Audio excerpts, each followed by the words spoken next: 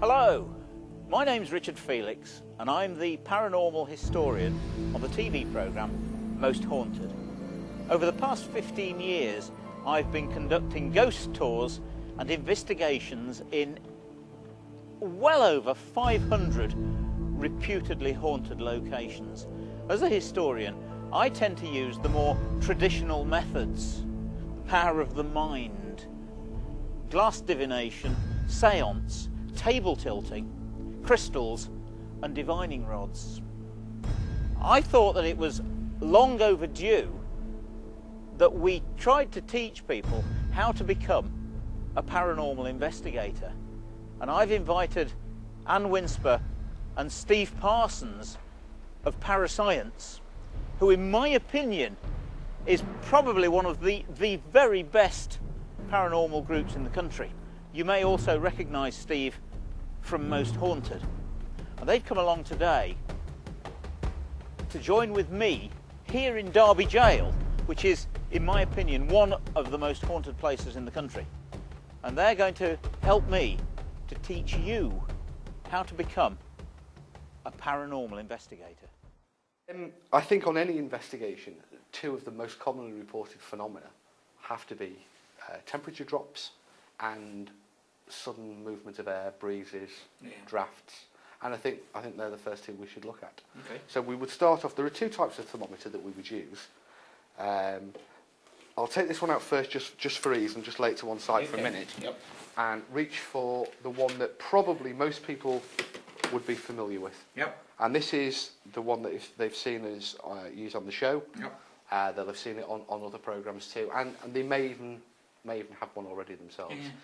It's called simply a non-contact thermometer, quite simply because there is no probe that touches anything, and it's able, at the front of it, there's a window.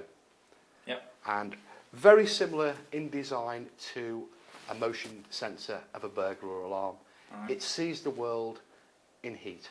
Yes. So it sees the world as a series of infrared emissions, because everything gives off infrared heat energy. Yeah. Instead of being able to trip an alarm, set off a siren, ring a bell, this can display that energy as a temperature readout. Right. And quite simply, you aim it at whatever you're interested in measuring, and you read the display. It has a laser, and that just simply allows me, the red dot simply allows me, in fact I can put it onto my hand, it simply allows me to know where I'm pointing the thermometer. Yes, exactly. Now one big thing, is that measuring the temperature where the spot is, in other words your hand, or is it measuring the temperature in an area around where your hand is? That's a really good question, because many people, one of them again commonly reported from is cold spots. Yes. Now this device sees heat, so it's looking at things, it's looking at infrared, it sees the world in infrared, but it can only see solid objects. So it's only measuring the temperature of the first solid surface it comes across. Right.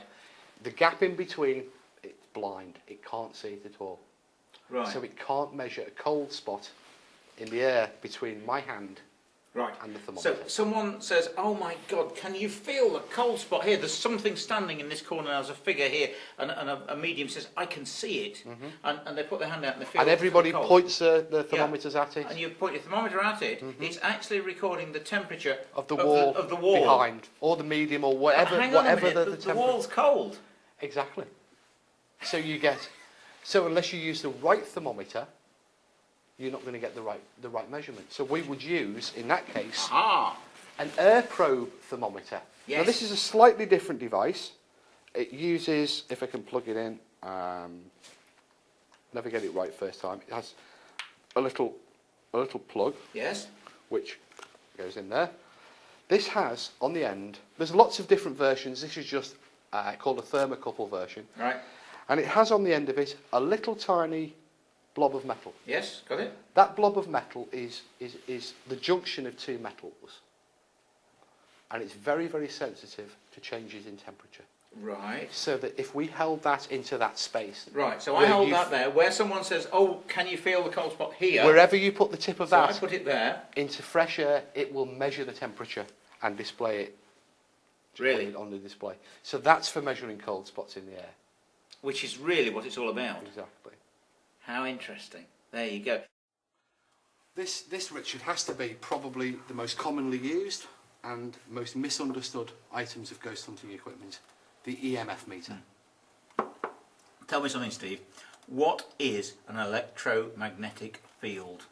It's very, very simple. As the name says, it's actually two fields, an electric field and a magnetic field. Right. An electric field exists every time a wire or an appliance or an object has got an electrical potential, a voltage in it.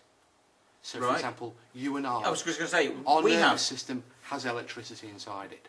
You were telling me the other day that each of us, emit something like 2 kilowatts of electricity a day. Is that right? That's right. Now, a magnetic field exists whenever, unless we're talking about fixed permanent magnets that they use in compasses, for example, but a magnetic field can only exist when electricity flows. So the electric fields are present all the time, and whenever electricity flows, it creates a magnetic field around it. Oh, so basically, 8 out of 10 ghosts can be explained. It's the other 2 that we've really got to worry about. Yeah. It's very important that the equipment is used properly. And we're not using the equipment primarily to rubbish people's experiences, but only by correct and proper use of the equipment, by finding the true cause, can we say that the remaining 1 or 2% that are left, and that we do actually see anomalies. That we can't say that they're paranormal, but we can say we've measured them properly. We can't currently explain them. It's not sufficient to go, oh, there's a draft from over there. Oh, the EMF reading went to 20. You've got to look for the cause, and you've got to identify the cause. EVP, electronic voice phenomena. Yes. Been around since the 1950s. Discovered by a guy out recording birdsong. Correct. Voices.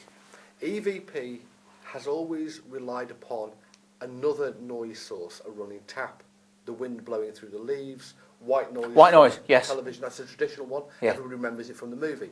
Yeah. You have a noise source, and the theory is that using a concept called stochastic resonance, the spirits can then use that energy to add their voices to the recorder. Right. However, the Americans call all recordings made by microphones, camera microphones, standalone microphones, EVP. They're not, they're ITC, instrumental transcommunication. Oh, right. EVP is when you add a noise source. ITC is when you just have a microphone on a camera or on a cassette recorder, in this case on a digital recorder. Oh, well, you see, you learn something every day, don't you? So, I mean, it's not wrong to call it EVP, No. but it just, we like to do things properly, so let's give them proper names. Why not? Great. So from now on, I shall refer to it as ITC.